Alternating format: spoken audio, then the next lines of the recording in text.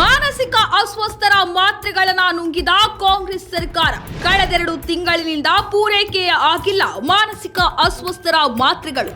ಕಾಂಗ್ರೆಸ್ ಸರ್ಕಾರಕ್ಕೆ ಚೆಲ್ಲಾಟ, ರಾಜ್ಯದ ರೋಗಿಗಳಿಗೆ ಪ್ರಾಣ ಸಂಕಟ. ಮಾನಸಿಕ ಅಸ್ವಸ್ಥರ ಪುನರ್ವಸತಿಗಾಗಿ ಸರ್ಕಾರವು ಹಲವು ಸೌಲಭ್ಯಗಳನ್ನು ಕಲ್ಪಿಸಿದೆಯಾದರೂ ಈ ಸೌಲಭ್ಯಗಳು ಮಾನಸಿಕ ಅಸ್ವಸ್ಥರಿಗೆ ಸಿಗುತ್ತಿಲ್ಲ.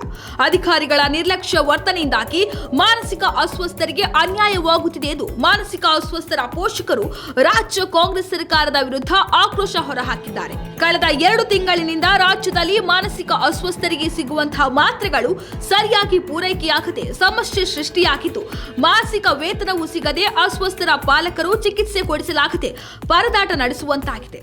ಈ ಕುರಿತು ಹಾವೇರಿಯ ಹೊರವಲಯದಲ್ಲಿರುವ ಜಿಲ್ಲಾಡಳಿತ ಭವನಕ್ಕೆ ಇತ್ತೀಚೆಗೆ ಭೇಟಿ ನೀಡಿದ ಪೋಷಕರು ಜಿಲ್ಲಾ ಆರೋಗ್ಯಾಧಿಕಾರಿ ಡಾಕ್ಟರ್ ಎಂ ಜಯಾನಂದ ಅವರಿಗೆ ಮನವಿ ಸಲ್ಲಿಸಿ ಮಾನಸಿಕ ಅಸ್ವಸ್ಥರಿಗೆ ಆಗುತ್ತಿರುವ ಅನ್ಯಾಯವನ್ನು ಸರಿಪಡಿಸುವಂತೆ ಆಗ್ರಹಿಸಿದ್ದಾರೆ. ಇನ್ನು ಹಾವೇರಿ ಜಿಲ್ಲೆಯಾದ್ಯಂತ 1500ಕ್ಕೂ ಹೆಚ್ಚು ಮಾನಸಿಕ ಅಸ್ವಸ್ಥರಿದ್ದು, ಬಡತನ ಹಾಗೂ ಇತರೆ ಕಾರಣಗಳಿಂದಾಗಿ ಮಾನಸಿಕ ಅಸ್ವಸ್ಥರ ಪಾಲನೆ ಪೋಷಕರಿಗೆ ಕಷ್ಟವಾಗುತ್ತಿದೆ. ಹಾಗಾಗಿ ಮಾನಸಿಕ ಅಸ್ವಸ್ಥರ ಕಲ್ಯಾಣಕ್ಕಾಗಿ ಸರ್ಕಾರ ಹಲವು ಯೋಜನೆಗಳನ್ನು ಜಾರಿ ಮಾಡಿದರೂ ಅದರ ಪ್ರಯೋಜನವಾಗುತ್ತಿಲ್ಲ ಎಂದು ಪೋಷಕರು ಆರೋಪಿಸಿದ್ದಾರೆ. ಅಂಗವಿಕಲರ ಹಕ್ಕುಗಳ ಕಾಯ್ದೆ 2016ರ ಪ್ರಕಾರ ಮಾನಸಿಕ ಅಸ್ವಸ್ಥರನ್ನ ಅಂಗವಿಕಲ ಸಮಸ್ಯೆ ಎಂದು ಪರಿಗಣಿಸಲಾಗಿದೆ. ಅಂಗವಿಕಲರಿಗೆ ಸಿಗುವ ಎಲ್ಲಾ ಸೌಲಭ್ಯಗಳನ್ನು ಮಾನಸಿಕ ಅಸ್ವಸ್ಥರಿಗೂ ನೀಡುವಂತೆ ಸರ್ಕಾರ ನಿಯಮ ರೂಪಿಸಿದೆ. ಆದರೆ ಅಂಗವಿಕಲರಿಗೆ ಸಿಗುವ ಸೌಲಭ್ಯಗಳು ಮಾನಸಿಕ ಅಸ್ವಸ್ಥರಿಗೆ ಸಿಗುತ್ತಿಲ್ಲ. ಸೌಲಭ್ಯ ಹಂಚಿಕೆಯಲ್ಲಿ ಸಾಕಷ್ಟು ತಾರತಮ್ಯವಾಗುತ್ತಿದೆ ಎಂದು ಸರ್ಕಾರದ ವಿರುದ್ಧ ಕಿಡಿಕಾರಿದ್ದಾರೆ. ಅಲ್ಲದೆ ಮಾನಸಿಕ ಅಸ್ವಸ್ಥರನ್ನ ಅಂಗವಿಕಲರೆಂದು ಪರಿಗಣಿಸಿ ವಿಶಿಷ್ಟ ಅಂಗವಿಕಲ ಗುರುತಿನ ಚೀಟಿಯನ್ನು ನೀಡುತ್ತಿಲ್ಲ. ಮಾನಸಿಕ ಅಸ್ವಸ್ಥರು ತಮ್ಮ ವೈಯಕ್ತಿಕ ಕೆಲಸವನ್ನು ಮಾಡಿಕೊಳ್ಳುತ್ತಿಲ್ಲ. ಅವರನ್ನ ಪೋಷಕರೇ ಪಾಲನೆ ಮಾಡಬೇಕು.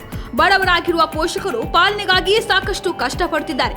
ಯಾವುದೇ ಸೌಲಭ್ಯ ಸಿಗದಿದ್ದರಿಂದ ಪೋಷಕರು ಮತ್ತಷ್ಟು ಕಂಗಾಲಾಗಿದ್ದಾರೆ ಎಂದು ತಮ್ಮ ಅಳಲನ್ನ ತೋಡಿಕೊಂಡಿದ್ದಾರೆ. ಮಾನಸಿಕ ಅಸ್ವಸ್ಥರಿಗೆ ಸರ್ಕಾರಿ ಆಸ್ಪತ್ರೆಯಲ್ಲಿ ಉಚಿತವಾಗಿ ಔಷಧಿ ಮಾತ್ರೆ ನೀಡುವಂತೆ ಸರ್ಕಾರ ಹೇಳಿದೆ. ಆದರೆ ಹಾವೇರಿ ಜಿಲ್ಲಾ ಆಸ್ಪತ್ರೆ ಹಾಗೂ ತಾಲೂಕು ಆಸ್ಪತ್ರೆಗಳಲ್ಲಿ ಔಷಧಿ ಕೊರತೆ ಇದೆ. ಹೊರಗಡೆ ಔಷಧಿ ಖರೀದಿ ಮಾಡುವಂತೆ ವೈದ್ಯರು ಹೇಳುತ್ತಿದ್ದಾರೆ ಎಂದು ಪೋಷಕರು ದೂರಿದ್ದಾರೆ. ಎಲ್ಲ ಮಾನಸಿಕ ಅಸ್ವಸ್ಥರಿಗೆ ಯುಡಿಐಡಿ ಕಾರ್ಡ್ ನೀಡಬೇಕು. ಪ್ರತಿ ಗ್ರಾಮ ಪಂಚಾಯತ್ ಅನುದಾನದಲ್ಲಿ ಅಂಗವಿಕಲರಿಗೆ ಮೀಸಲಿಟ್ಟಿರುವ 5% ಅನುದಾನದಲ್ಲಿ ಮಾನಸಿಕ ಅಸ್ವಸ್ಥರಿಗೆ ಆದ್ಯತೆ ನೀಡಬೇಕು. ಮನೆಯಿಲ್ಲದ ಮಾನಸಿಕ ಅಸ್ವಸ್ಥರಿಗೆ ಸ್ವಂತ ಸೂರು ಒದಗಿಸಬೇಕು ಎಂದು ಆಗ್ರಹಿಸಿದ್ದಾರೆ. ಇನ್ನು ತನ್ನ ಘೋಷಣೆಯ ಅವೈಜ್ಞಾನಿಕ ಉಚಿತ ಪಂಚ ಗ್ಯಾರಂಟಿ ಯೋಜನೆಗಳಿಂದಾಗಿ ಆರ್ಥಿಕ ಸಂಕಷ್ಟ ಎದುರಿಸುತ್ತಿರುವ ರಾಜ್ಯ ಕಾಂಗ್ರೆಸ್ ಸರ್ಕಾರ ರಾಜ್ಯದಲ್ಲಿ ಯಾವುದೇ ರೀತಿಯ ಅಭಿವೃದ್ಧಿ ಕಾರ್ಯಗಳಿಗೆ ಚಾಲನೆ ನೀಡಿರುವುದು ಇತ್ತೀಚೆಗಂತೂ ಇಲ್ಲವೇ ಇಲ್ಲ. ಅಲ್ಲದೆ ಜನಸಾಮಾನ್ಯರ ಮೇಲೆ ದಿನನಿತ್ಯ ಬಳಕೆಯ ವಸ್ತುಗಳ ಬೆಲೆಯನ್ನು ಏರಿಸುವ ಮೂಲಕ ಬರೆ ಎಳೆದು ರಾಜ್ಯದ ಜನತೆಯ ಕೆಂಗಟ್ಟಿಗೆ ಗುರಿಯಾಗಿದೆ.